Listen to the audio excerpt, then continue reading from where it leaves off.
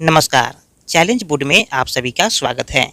दोस्तों, मैं हूं विकेश कुमार और आज की इस वीडियो में हम लोग बात करेंगे प्रश्नावली 14.3 के प्रश्न संख्या 5।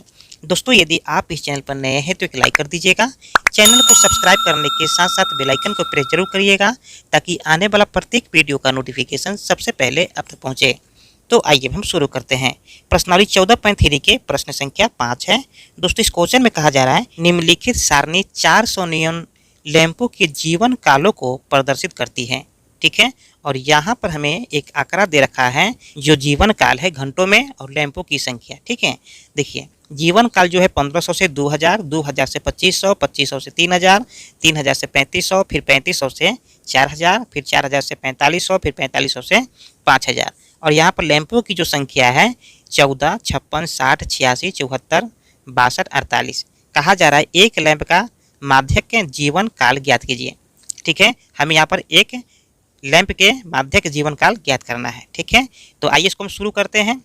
ध्यान दीजिएगा कि प्रश्नावली 14.1 से लेकर प्रश्नावली 14.2 का सोल्यूशन मैंने पिछले वीडियो में दे दिया है, जिसका लिंक मैंने डिस्क्रिप्शन में दे रखा है। आप चाहे तो वहाँ से जाकर सारे वीडियो को देख सकते हैं। और ध्यान यहाँ पर एक बात का और भी रखिएगा कि माध्यक माध्य और बहुलक से संबंधित 5 नंबर का प्रश्न सब्जेक्टिव में पूछा जाता है, जो कि बोर्ड एग्जाम में आने की संभावना 100% है। इसलिए हम चाहते हैं कि इस वीडियो के लास्ट तक बने रहिए और ऐसे क्वेश्चन को अच्छे से समझ ले ताकि बोर्ड एग्जाम में किसी प्रकार की कठिनाई का सामना नहीं करना पड़े। तो आइए हम शुरू करते हैं। तो आप देख सकते हैं कि उसी आंकड़े को मैंने अलग से बना कर रखा है। ठीक है, और ये जो है कि एक्सरसाइज 14.3 है और क्वेश्चन नंबर है 5। ठीक है, देखिए यहाँ पर हमें जीवन काल दे रखा है। ठीक है, और लैंपों की संख्या भी दे रखा है। हमें निकालना है संचय बारंबारता। देखिए संचय बारंबारता निकालने के लिए हम लोग क्या करते हैं, यानी कि जो पहला बारंबारता 14 जो है इसको हम लोग ऐसे ही लिख देते हैं। फिर 14 में 56 को ऐड करेंगे तो यहाँ पर आ जाएगा 70। फिर 70 में 60 को जोड़ेंगे तो यहाँ पर आ जाएगा 130। फिर 130 में हम 86 को जोड़ेंगे तो यहाँ पर आ जाएगा 216। फिर 216 में हम क्या करेंगे 74 को जोड़ेंगे तो यहाँ पर आ जाएगा 290। फिर 290 में 62 को ऐड करेंगे तो यहाँ पर आ जाएगा 352। फिर 352 में हम 48 को ऐड करेंगे तो यहाँ पर आ जाएगा 400।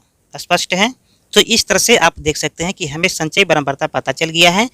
अब क्या करेंगे कि यहाँ पर जो बारंबारता दे रखा है इन सभी बारंबारताओं को हम जोड़ देंगे, जो कि मेरा n का मान होगा। ठीक है, और आप इस बात को अच्छी तरह से जानते होंगे कि संचयी बारंबारता का जो अंतिम वर्ग होता है वो बारंबारता का कुल योग होता है। ठीक है, तो यहाँ पर अंतिम वर्ग कितना है 400 है। इसका मतलब ये है कि आप बारंबारता को जब जोड़ेंगे तो आपके पास में 400 आएगा। ठीक है, चलिए अब दोस्तों क्या करेंगे, यहाँ पर हम लिखेंगे अब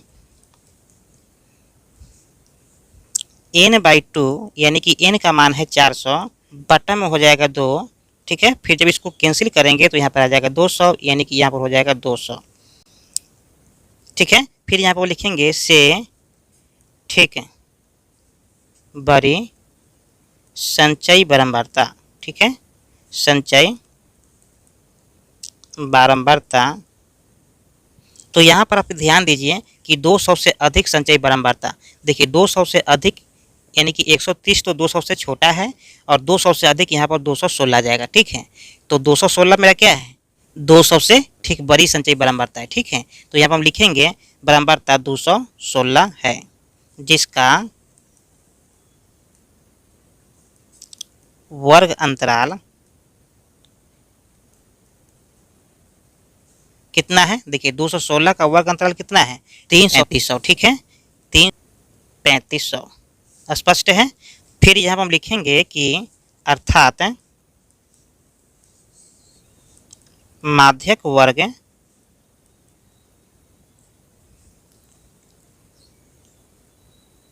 3000 से 3500 होगा। स्पष्ट है? चलिए अब दोस्तों क्या करेंगे कि यहाँ पर हमें अब मान निकालना होता है। तो देखिए यहाँ पर जो माध्यक वर्ग है, माध्यक वर्ग में जो निम्न सीमा है वो मेरा क्या होता है एल होता है। तो हम यहाँ पर लिखेंगे कि एल बराबर 3000। फिर यहाँ पर निकालते हैं सी एफ। देखिए सी एफ कैसे निकालते हैं, तो यहाँ पर जो माध्यक वर्ग है, ठीक है, क्या है माध्यक वर्ग जो है, इस माध्यक वर्ग के ठीक ऊपरी माध्यक वर्ग का संचयी बारंबारता ये मेरा क्या होता है सी एफ होता है। स्पष्ट है? 130। तो यहाँ पर हम लिखेंगे कि सी एफ बराबर 130। फिर हमें निकालना होता है एफ। देखिए जो यहाँ पर माध्यक वर्ग है, ठीक है, इस माध्यक वर्ग का जो बारंबारता है ये मेरा क्या होता है एफ होता है। ठीक है, तो यहाँ पर एफ कितना है 86 है, तो यहाँ पर हम लिखेंगे कि एफ बराबर 86। फिर यहाँ पर हम निकालते हैं एच का मान, तो एच का मान जो होता है वर्ग अंतराल की लंबाई होता है, ठीक है। तो यहाँ पर देख सकते हैं कि 1500 से 2000, फिर 2000 से 2500, 2500 से 3000, तो इन दोनों के बीच में कितनी दूरी है, यानी कि 500 की दूरी है। तो यहाँ पर हम लिखेंगे कि एच बराबर 500। स्पष्ट है। अब हमें निकालना होता है माध्यक, ठीक है, यानी कि सभी का मान निकल गया है।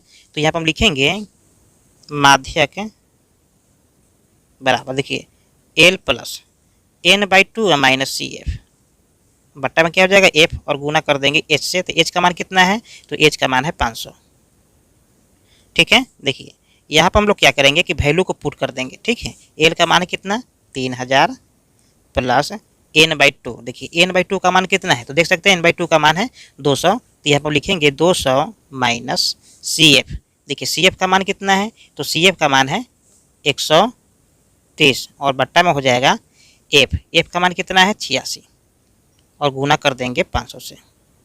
स्पष्ट है।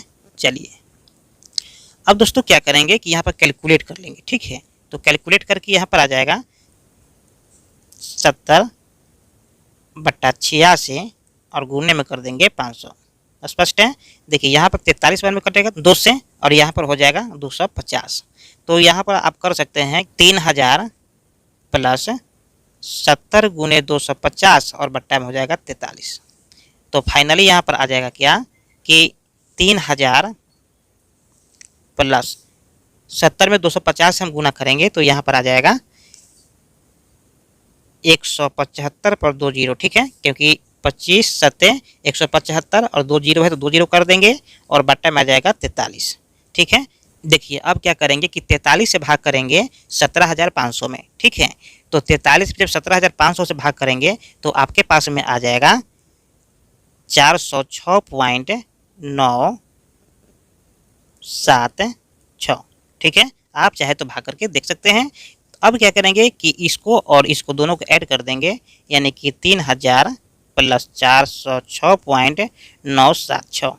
ध्यान दीजिएगा कि पॉइंट के बाद अगर 2 अंक हमें लिखना हो तो हम क्या करते हैं, तीसरे अंक पर ध्यान देते हैं। और तीसरा अंक जब 5 या 5 से 12 होता है तो दूसरे अंक में हम 1 को जोड़ देते हैं और यदि 5 से छोटा होता है तो उसमें से 1 अंक हटा देते हैं, ठीक है।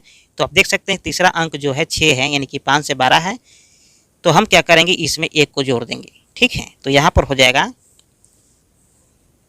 3000 प्लस 406.98, 7 था तब 8 हो गया है, ठीक है। अब इसमें हम फाइनली ऐड कर देंगे तो यहाँ पर हो जाएगा 3406.98, ठीक है। ए मेरा क्या हुआ, तो ए मेरा हो गया माध्यक। स्पष्ट है। चलिए तो यही होगा मेरा फाइनल आंसर। तो उम्मीद करते हैं कि ये वीडियो आपको समझ में आ गया होगा। फिर मिलते हैं एक और नए वीडियो में, तब तक के लिए जय हिंद।